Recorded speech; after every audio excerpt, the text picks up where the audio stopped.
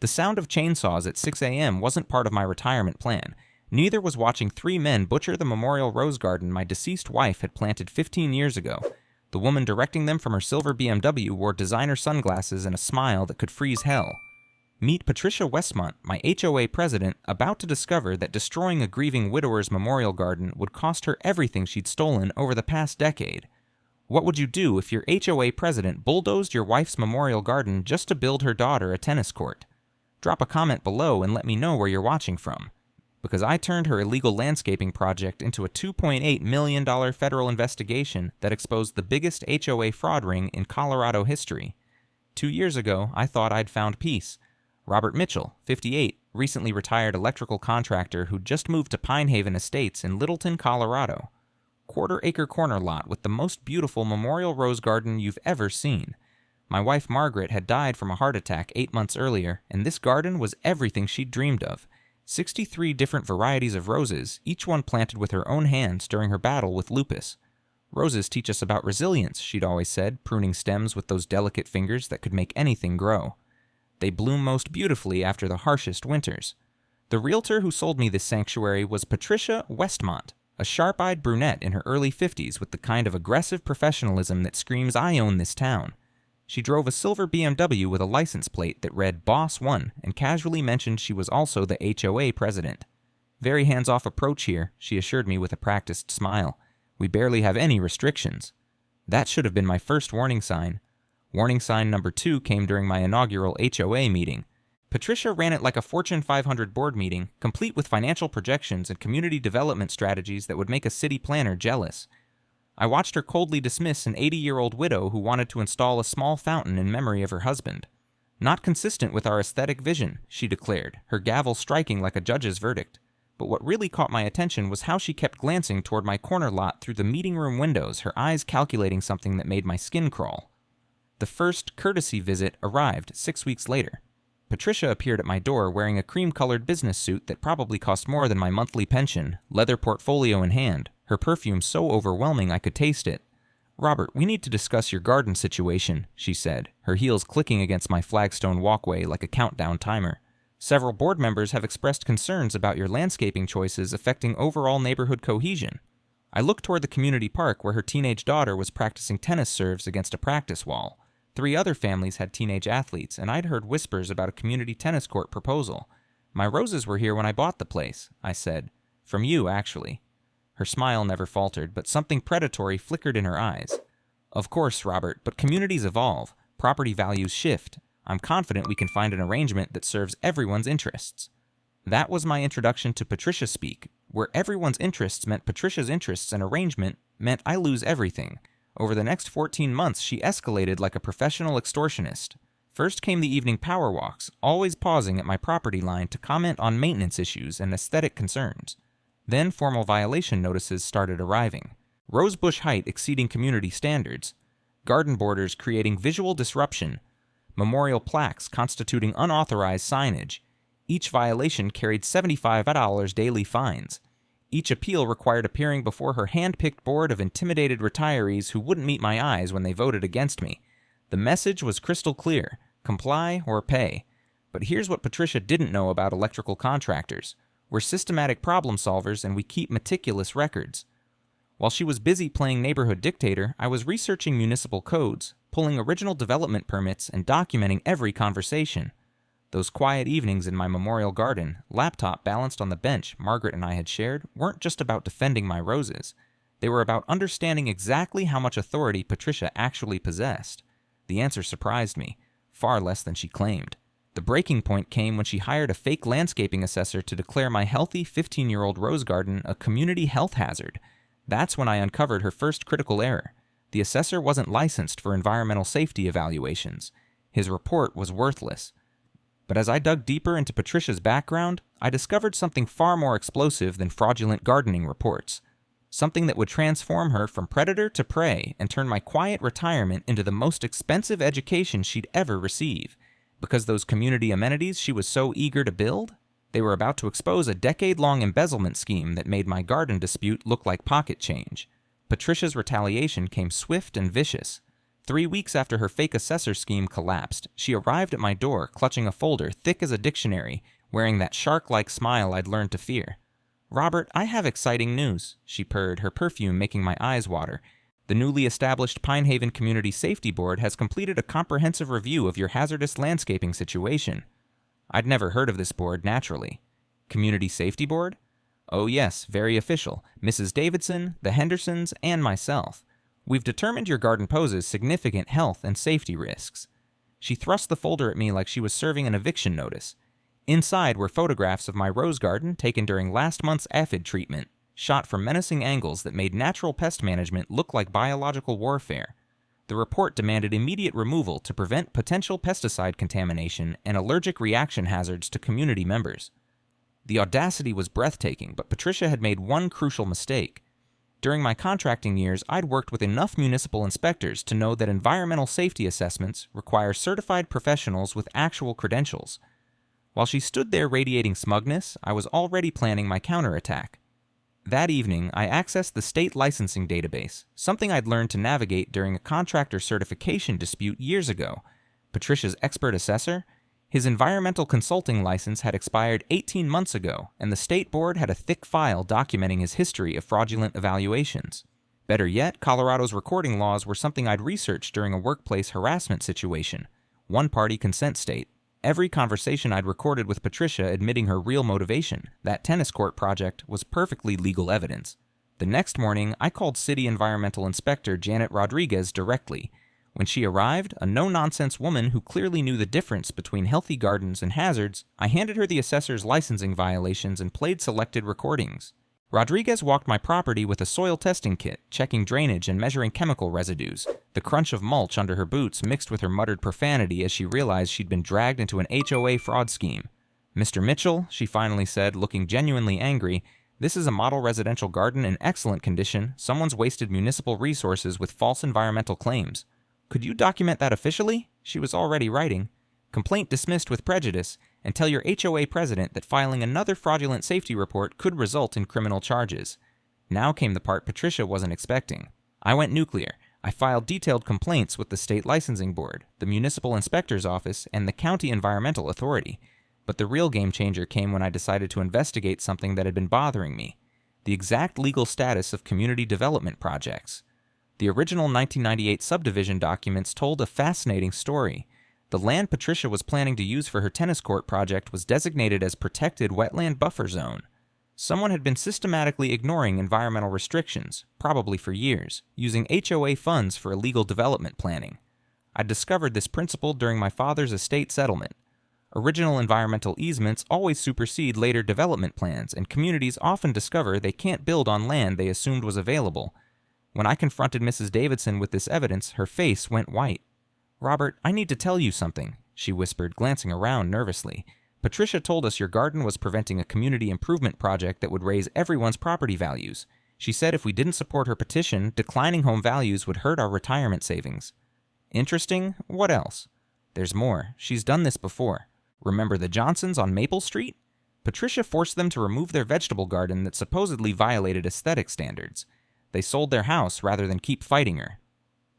That night, I sat in my memorial garden with a legal pad, listening to the gentle hum of the fountain Margaret had installed for our anniversary. The pieces were forming a disturbing pattern.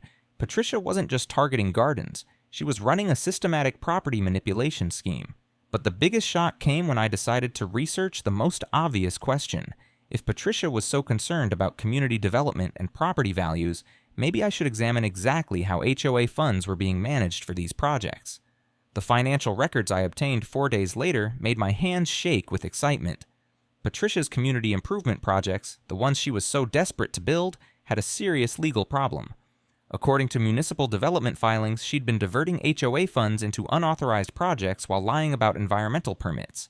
Patricia Westmont might not just be a neighborhood bully, she might be running a multi-million-dollar embezzlement operation. Patricia struck back like a wounded animal. The morning after my environmental victory, I woke to find 7 violation notices zip-tied to my mailbox, each one more ridiculous than the last. Rose bush density exceeding 0.4 plants per square foot. Garden pathway width violating pedestrian safety standards. Memorial plaques displaying unauthorized personal messaging.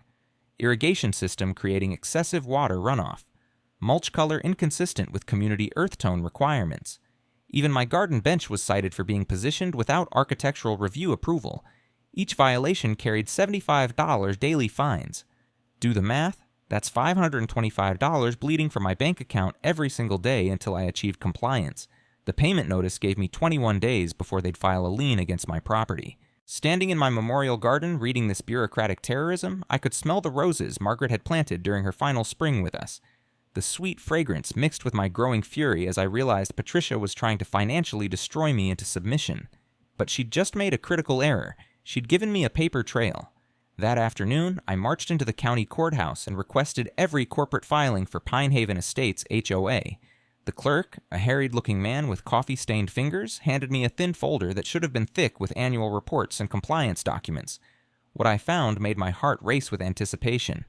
Pine Haven Estates HOA had let their Colorado nonprofit corporation status expire 2 years ago. They'd missed the annual renewal deadline and never bothered to refile.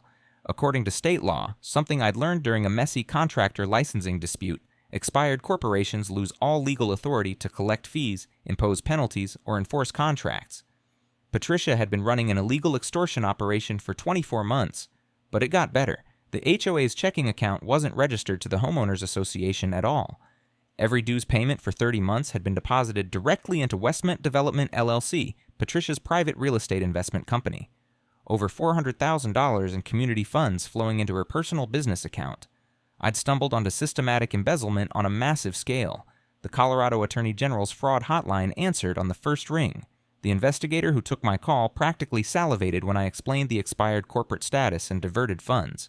"Mr. Mitchell, you're alleging theft of over $400,000 in homeowner dues." "That's just what I can prove so far," I said, flipping through bank records I'd subpoenaed through a public information request. "She's been using our money to fund fraudulent expert reports and finance illegal development projects." While preparing my evidence package, I decided to research Patricia's history more thoroughly. What I discovered made my hands shake with rage. She'd executed identical schemes in 3 previous neighborhoods over the past decade, 7 families bankrupted by escalating HOA fines, forced to sell their homes at below-market prices, every distressed sale handled by Westmont Development. She was running a property theft ring disguised as community governance. The smoking gun came from her own social media posts. Patricia had documented her entire operation online, bragging about strategic community improvements and aesthetic enhancement projects, photos of beautiful mature gardens being demolished, captions celebrating optimized property utilization and enhanced neighborhood values. She'd literally confessed to conspiracy on Facebook. I called an emergency meeting with the 4 rational board members, the ones who'd refused to rubber stamp her garden destruction vote. We gathered in Davidson's living room where the aroma of fresh coffee couldn't mask the tension crackling between us. When I spread out the evidence, expired corporation papers, bank statements showing embezzlement, documented patterns of forced sales, their faces went through identical cycles of shock, disbelief, and fury. "She's been stealing from us for 2.5 years, Henderson's voice cracked with rage. "Worse," I said, "she's been using our own money to manufacture fake emergencies and fraudulent violations. Every fine she's collected has been illegal." Davidson stood abruptly, walking to her window where she could see Patricia's mansion gleaming in the afternoon sun. No wonder she insisted on handling all the financial administration when she became president. We thought she was being generous with her time. She was being generous with our money. 3 nights later, Patricia played her final card. She called an emergency board meeting, bringing her attorney husband, municipal councilman David Westmont, as intimidation. The community center's fluorescent lights buzzed overhead like angry insects as neighbors filed in, sensing something major was about to happen. "Ladies and gentlemen," Patricia announced, her voice echoing with false authority. "Mr. Mitchell's continued obstruction threatens our entire community's financial stability. I'm calling for an immediate vote to authorize emergency landscaping remediation and expedited lien proceedings." That's when I stood up with my evidence folder, feeling every eye in the room turned toward me. "Before any votes," I said, my voice carrying clearly in the sudden silence, "this community needs to know that our HOA has been operating illegally for 2 years. Every fine collected, every penalty imposed, every threat made, all of it criminal fraud." The room exploded into chaos, but Patricia wasn't done fighting. In fact, she was about to make the mistake that would destroy her completely. What happened next still gives me nightmares. Patricia sat motionless for exactly 5 seconds after my revelation, her mind clearly racing through damage control scenarios. Then she did something I'll never forget. She laughed, not nervously. A cold, calculating sound that told me she'd been preparing for this moment. "Well," she said, standing slowly and adjusting her designer jacket, "it seems Mr. Mitchell has been busy with his research. Unfortunately, investigation can't protect you from legitimate community safety concerns." She pulled out her phone and made a call right there in front of everyone. "Yes, this is Patricia Westmont. We have that landscaping emergency we discussed. Yes, first thing tomorrow morning. No, the property owner will be out of town." My blood turned to ice. She'd been monitoring my social media. My son Danny was getting married this weekend, and I'd posted about the trip to Denver. Patricia knew I'd be gone for exactly 12 hours. "Ladies and gentlemen," she announced, her voice dripping with false concern, "emergency garden remediation will commence tomorrow at 6 a.m. We have a legitimate environmental crisis that supersedes any administrative irregularities Mr. Mitchell has raised." The meeting erupted in chaos.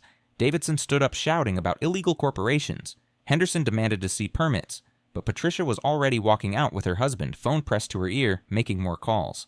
I followed them to the parking lot where the sodium streetlights cast everything in sickly orange.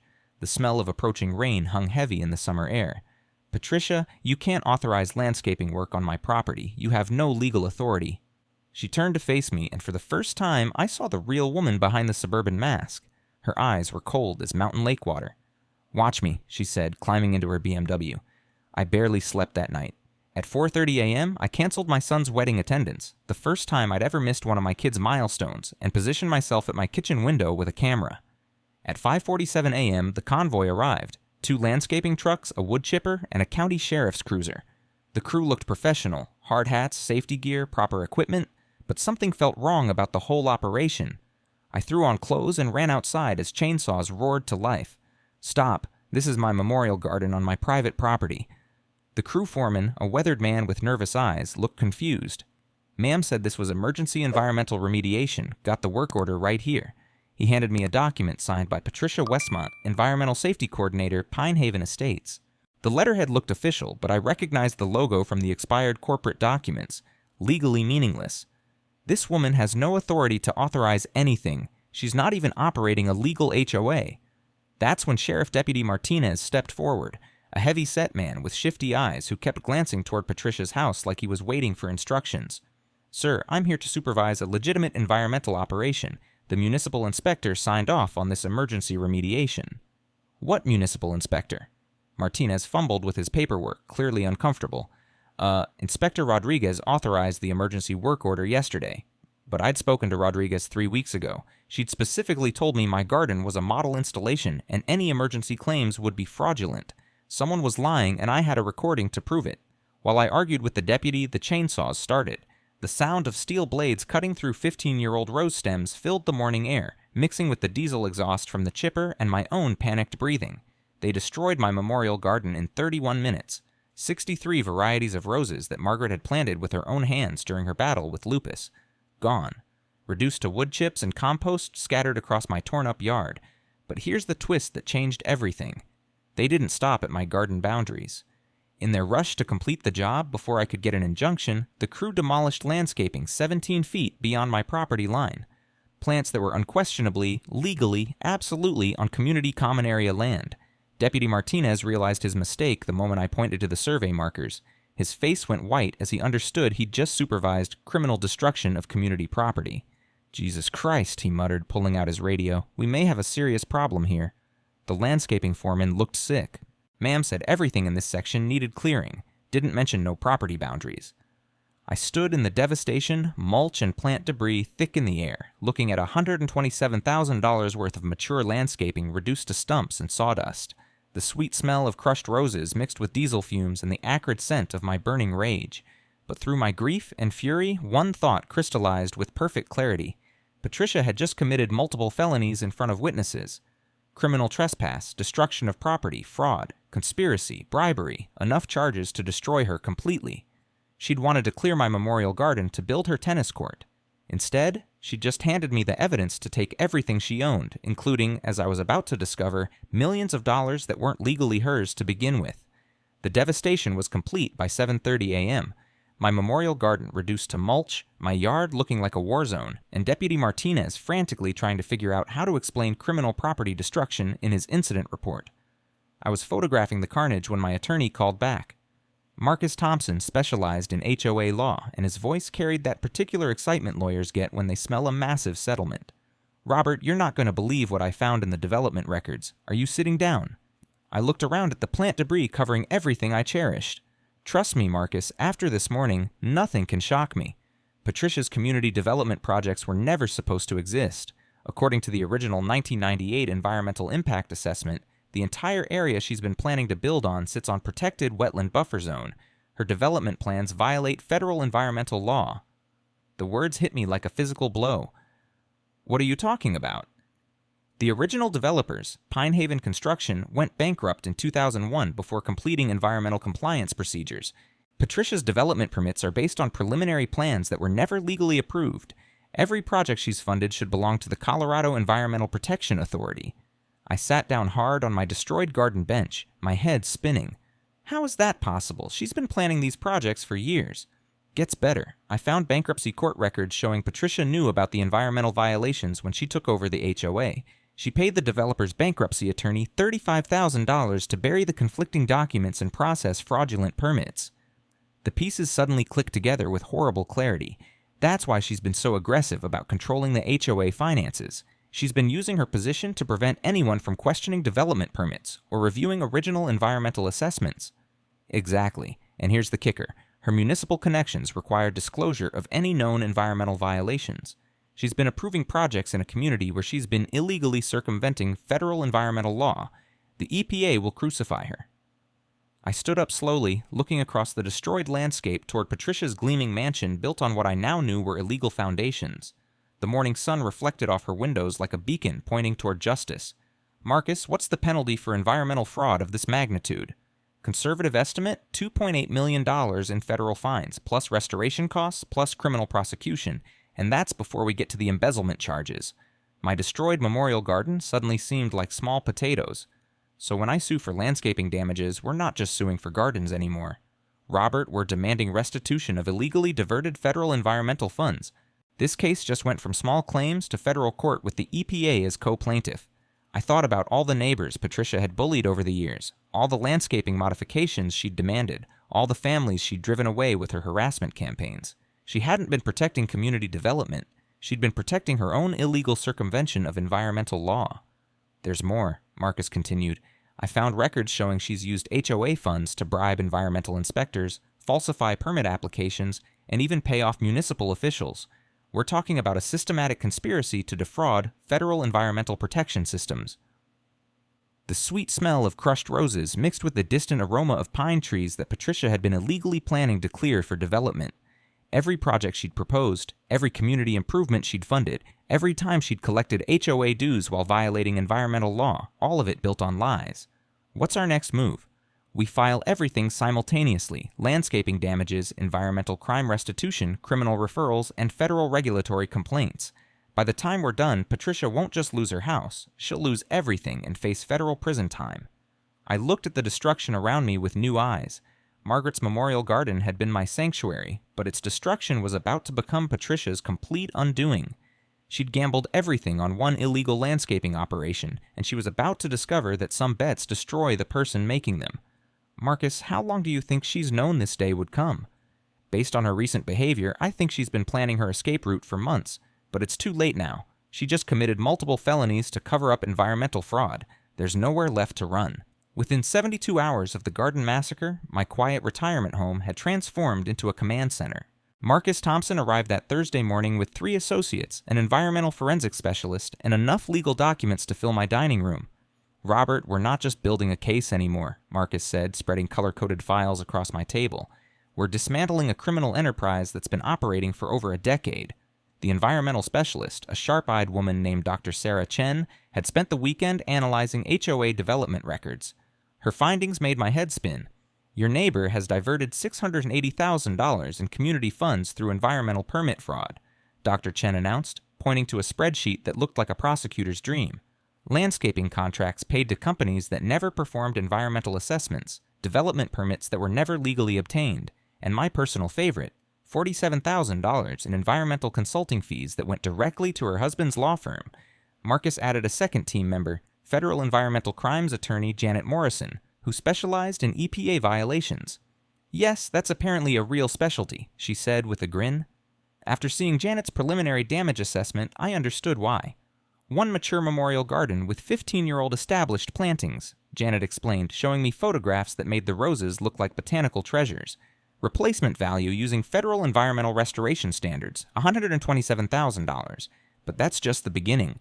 She pulled out soil analysis reports that read like environmental crime scene evidence. "Destroying established root systems has destabilized your slope erosion control. We're looking at potential watershed damage, groundwater contamination issues, and ecosystem disruption that'll take decades to restore, plus violation of federal wetland buffer requirements." The fourth attorney specialized in RICO environmental cases, something I'd only heard about in organized crime movies.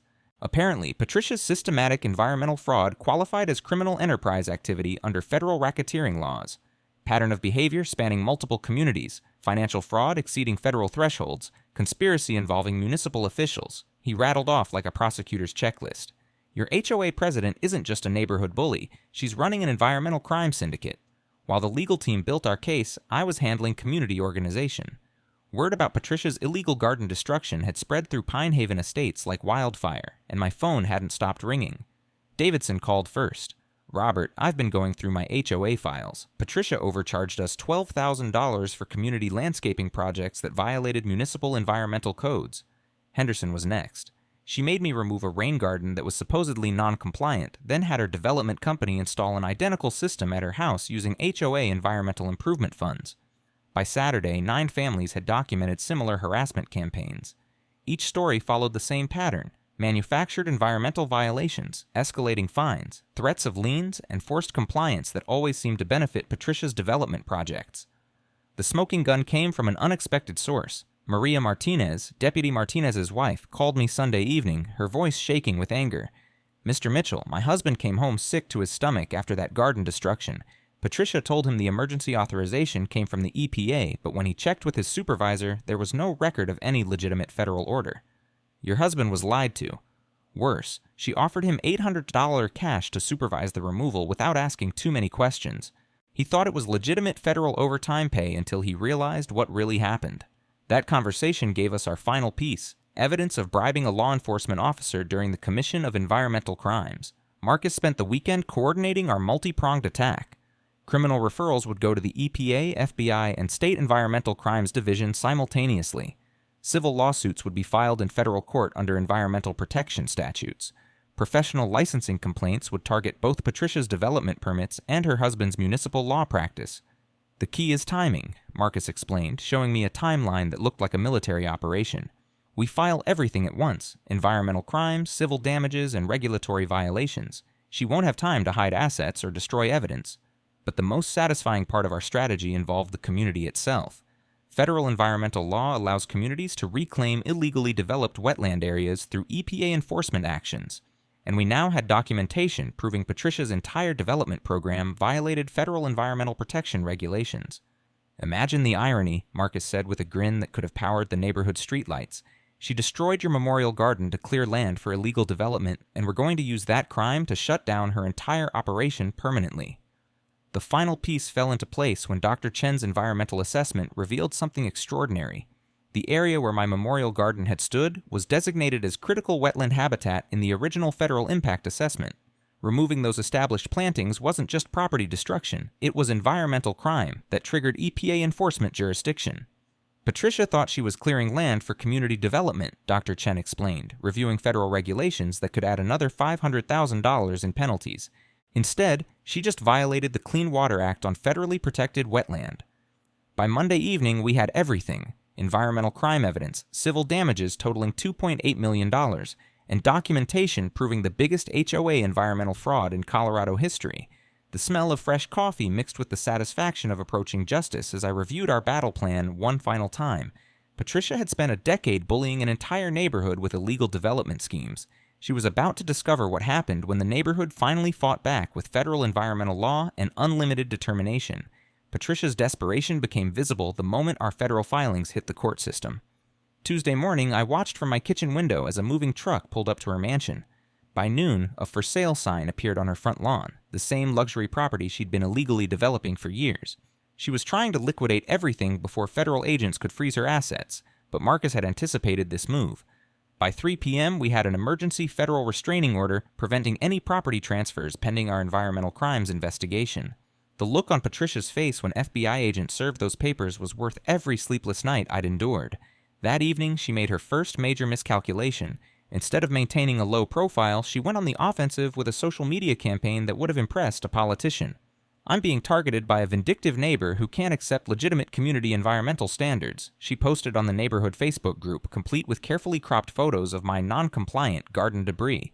Mr. Mitchell has filed frivolous federal lawsuits to avoid paying legitimate environmental remediation fees. The post backfired spectacularly. Within hours, neighbors began sharing their own Patricia horror stories. The Davidsons documented $4,500 in bogus environmental fines. The Hendersons posted photos of landscaping work they'd paid for twice, once through HOA environmental fees, again when Patricia claimed the original work violated federal standards. By Thursday, 23 families had joined our federal class action lawsuit. But Patricia's next move crossed into federal criminal territory. She attempted to bribe EPA Inspector Rodriguez, offering her $3,500 to backdate an emergency environmental remediation authorization. Rodriguez, still furious about being dragged into her fraud scheme, was working with federal investigators. The recording was devastating. Patricia's voice clear as crystal. "I need you to sign this emergency environmental authorization and predate it to last Friday. $3,500 cash, and we can both pretend this paperwork got lost in federal bureaucracy." Rodriguez's response was perfect. "Ma'am, you're asking me to falsify federal environmental documents. That's a felony. I'm asking you to be reasonable about a simple administrative oversight." The FBI Environmental Crimes Division loved that recording. Attempting to corrupt a federal environmental inspector elevated her charges from state misdemeanors to federal felonies carrying serious prison time. Meanwhile, I was fighting a different battle. Patricia had convinced 4 neighbors to sign affidavits claiming my memorial garden had actually been environmentally hazardous, that she'd acted heroically to protect community watershed safety. The affidavits were obviously coached, identical language, same suspicious environmental terminology, but I'd learned something valuable during my contracting years. Always verify your sources. A little research revealed that all 4 affidavit signers had received emergency municipal development permits processed through her husband's law firm connections. Each family had saved thousands in development fees right before signing statements supporting Patricia. That discovery gave us evidence of conspiracy and official misconduct involving a municipal attorney. Friday brought Patricia's most desperate gambit yet. She filed a federal counter-lawsuit claiming I'd been harassing her family, threatening her safety, and engaging in a malicious campaign of environmental terrorism. The filing demanded $750,000 in damages for emotional distress and defamation. Her mistake was including specific dates and incidents that I could disprove with time-stamped evidence. She claimed I'd made threatening phone calls on days when my cell phone records showed I was visiting my son in Denver. She alleged environmental vandalism during periods when my home security cameras proved I never left the house. Marcus actually laughed while reading her countersuit. "Robert, she just handed us evidence of federal perjury. Filing false claims in federal environmental court is another felony charge." The community response was overwhelming. Neighbors organized meal trains for my family, volunteer crews to help restore my destroyed landscape, and a legal defense fund that raised $18,000 in 5 days. But the most powerful support came from an unexpected source. Maria Martinez, the deputy's wife, organized a petition demanding Patricia's immediate removal from any community environmental authority. Within 72 hours, she'd collected signatures from 52 of 58 neighborhood families. "We're tired of living under environmental tyranny," Maria announced at an impromptu neighborhood meeting held in the community center. The fluorescent lights hummed overhead like angry insects as she read names of families who'd been bullied, fined, and terrorized by Patricia's environmental enforcement regime. Davidson stood up, her voice shaking with suppressed fury. "She's stolen our money, destroyed our neighbor's memorial garden, and turned our community into an environmental police state. Enough is enough." By Sunday evening, the walls were closing in from every direction. Federal environmental investigators had frozen Patricia's development accounts. The EPA had suspended all her community permits pending criminal charges. Her husband faced federal ethics violations that would end his legal career. But Patricia wasn't finished. Monday morning brought her final desperate attempt to maintain control, and the mistake that would destroy her completely. She called an emergency HOA meeting for Tuesday afternoon, claiming urgent environmental business required immediate attention. The agenda promised final resolution of ongoing environmental disputes and important community development decisions. I knew she was planning something catastrophic. I just didn't realize she was about to confess to federal environmental crimes in front of 60 witnesses and a live EPA investigation. Monday night, I couldn't sleep. Something about Patricia's emergency meeting felt like a trap, but I couldn't figure out her angle. At 2 a.m., I was pacing my kitchen when my phone buzzed with a text from an unknown number. She's planning to declare environmental emergency tomorrow and claim federal exemption authority. Thought you should know. A friend. My blood ran cold. If Patricia could somehow claim federal environmental emergency powers, she might escape liability for the environmental crimes and fraudulent activities. Worse, declaring an environmental emergency could complicate our federal case since emergency powers can supersede normal environmental regulations. I called Marcus immediately, despite the ungodly hour. She can't unilaterally declare environmental emergencies, he said, his voice groggy but alert. Requires EPA approval and federal environmental impact assessments, but she might try to ram it through if she's desperate enough. What if she succeeds? Then we're fighting a much more complicated federal battle. We need to be there tomorrow with our own environmental evidence. Tuesday morning brought an unexpected ally. Deputy Martinez appeared at my door, looking like he hadn't slept either, his uniform wrinkled and his eyes haunted. Mr. Mitchell, I need to tell you something before that meeting today. My wife says I should have spoken up sooner. He took a shaky breath. Patricia offered me money to look the other way during that garden destruction. I thought it was legitimate federal overtime pay for supervising an environmental operation. You took the money? No, sir, but I didn't ask enough questions either. I let her manipulate me into enabling what I now know was environmental crime. He handed me an envelope. This is my official statement for your attorneys. Every detail of what she told me, what she promised, and how she made that whole operation seem federally authorized. The meeting was scheduled for 3 p.m. in the community center, but by 2:30, cars were parked 4 blocks away. Word had spread beyond Pine Haven Estates. Local news had picked up the story of HOA environmental corruption, and I spotted at least 3 reporters setting up cameras outside. Inside, the tension was thick enough to cut with garden shears. Patricia sat at the head table wearing a dark green business suit that made her look like she was attending an environmental tribunal, which in a way she was. Her husband David flanked her left side, sweating despite the air conditioning. 4 nervous board members completed the panel, but the real shock was seeing FBI Environmental Crimes agent Sarah Chen sitting in the back row, taking notes in a federal investigation notebook. Federal agents don't attend HOA meetings unless they're building a major criminal case. Patricia called the meeting to order with a gavel that trembled in her hands. Ladies and gentlemen, recent environmental challenges have made it clear that continuing our current homeowners association structure is no longer viable. I'm calling for an immediate vote to declare environmental emergency status and transfer community authority to federal environmental management. The room erupted. Davidson stood up, shouting about stolen environmental funds. Henderson demanded an accounting of missing development money. But Patricia pressed forward with emergency procedures, trying to force a vote before anyone could object properly. That's when I realized her real strategy. She wasn't trying to escape liability. She was trying to transfer jurisdiction to federal authorities who might be more sympathetic to her environmental emergency claims. I stood up with my folder of evidence, feeling 58 pairs of eyes turned toward me. Before any emergency votes, this community deserves to know exactly what environmental emergency they're voting on. Mr. Mitchell, you're out of order, Patricia snapped, her composure finally cracking. Actually, I'm perfectly in order. As a homeowner in good standing, I have the right to present relevant environmental information before any major emergency vote. Agent Chen looked up from her notepad with obvious federal interest. Ladies and gentlemen, I continued, our HOA president has embezzled $680,000 in community environmental funds, bribed federal officials, and illegally developed protected wetland areas worth over $1.2 million. She's not declaring environmental emergency to benefit homeowners. She's trying to escape federal environmental crimes prosecution. Patricia shot to her feet, her face flushed with rage. That's environmental slander. I've devoted years of my life to protecting this community's environmental integrity. Then explain why your development projects sit on federally protected wetland that was supposed to remain untouched.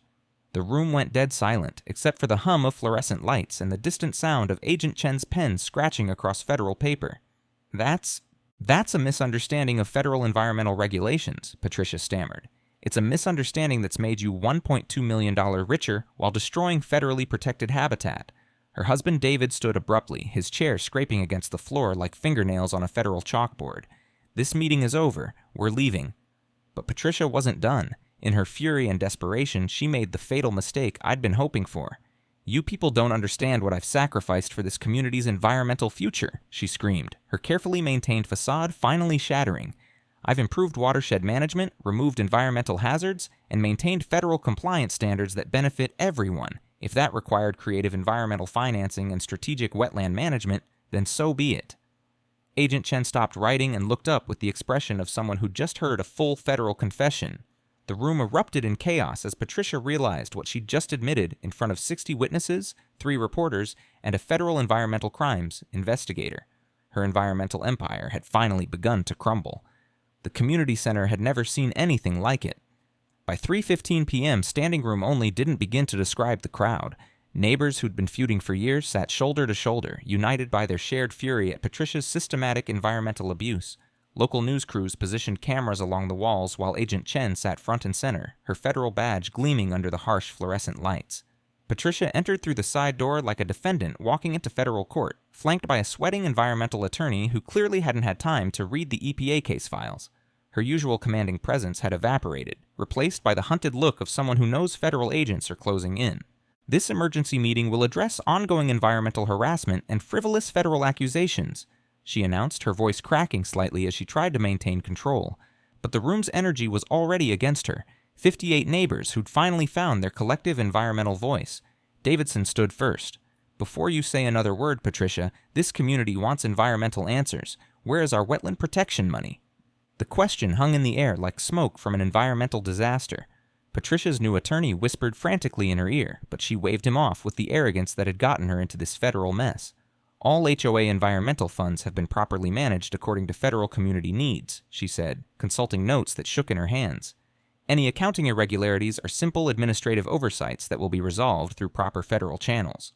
That's when Marcus Thompson stood up in the back, his briefcase clicking open with the sound of federal justice being served. "Mrs. Westmont, would you like to explain $680,000 in community environmental funds deposited into your private development accounts?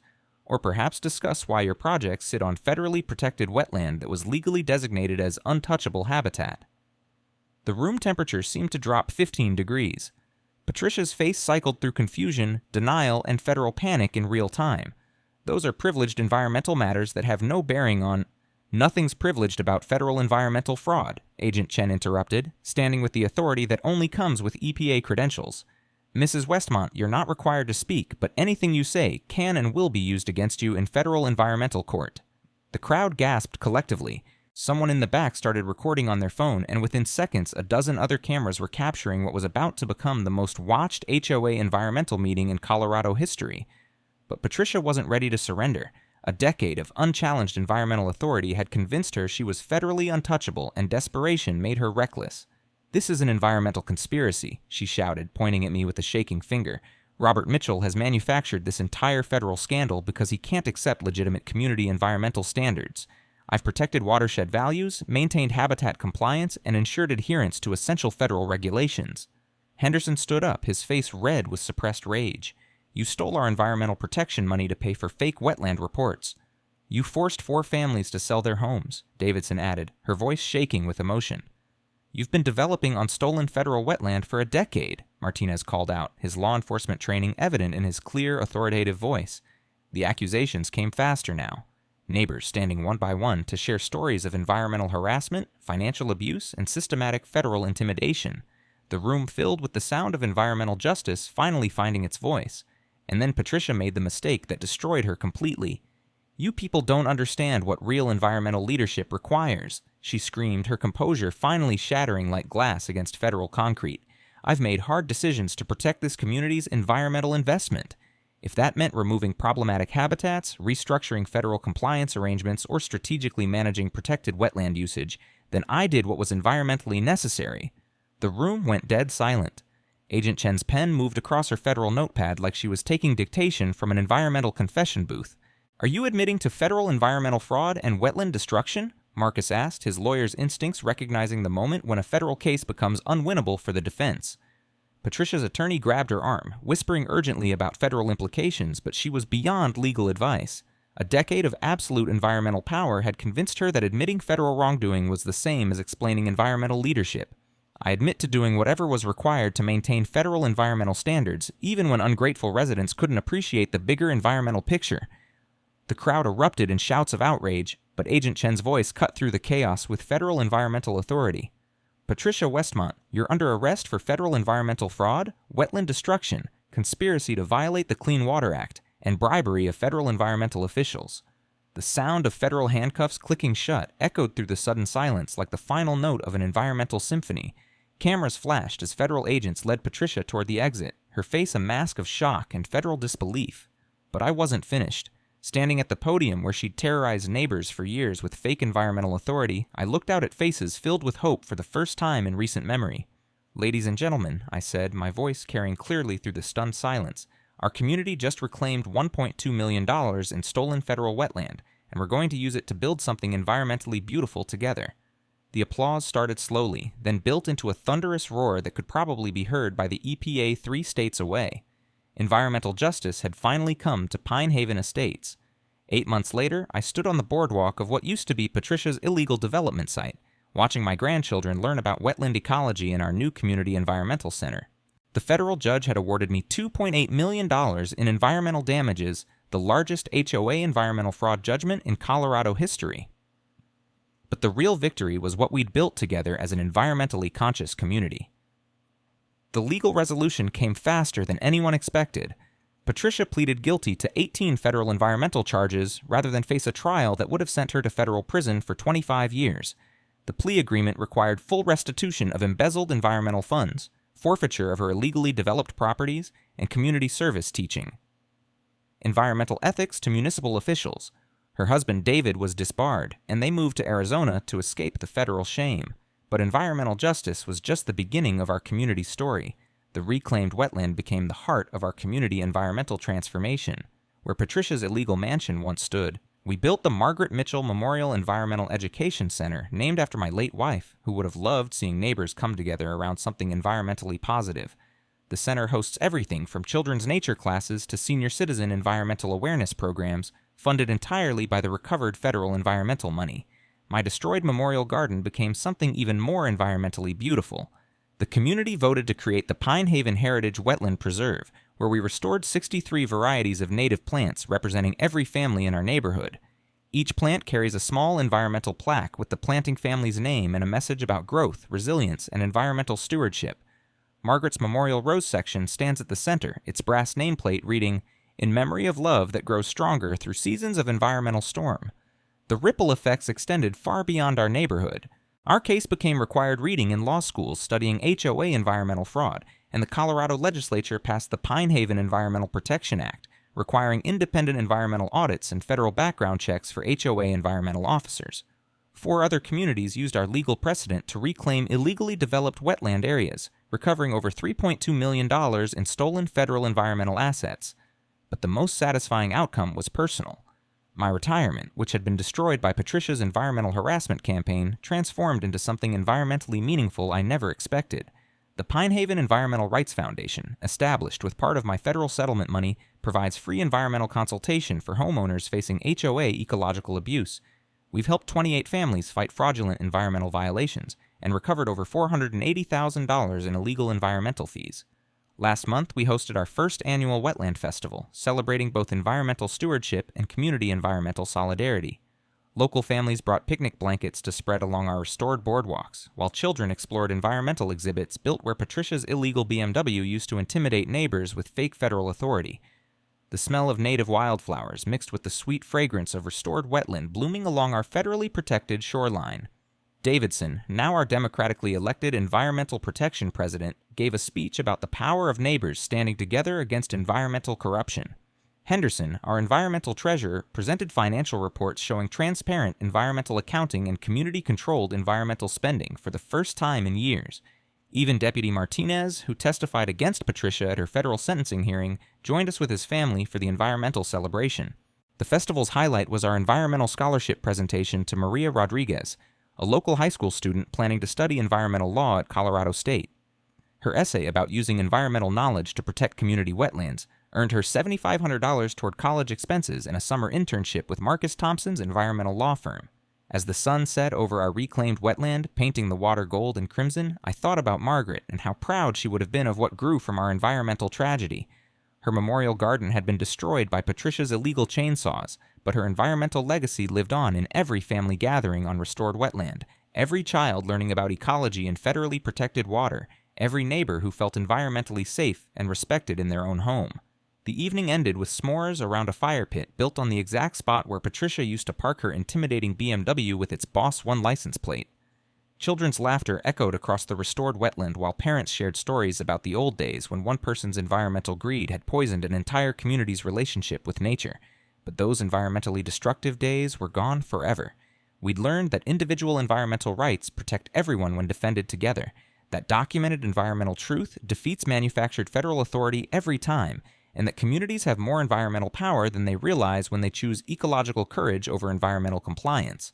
Now it's your turn. Drop a comment and share your worst HOA environmental nightmare. You might be surprised how many federal environmental options you actually have. And hit subscribe if you want more stories about regular people beating corrupt environmental systems through smart federal legal strategies and community environmental organizing.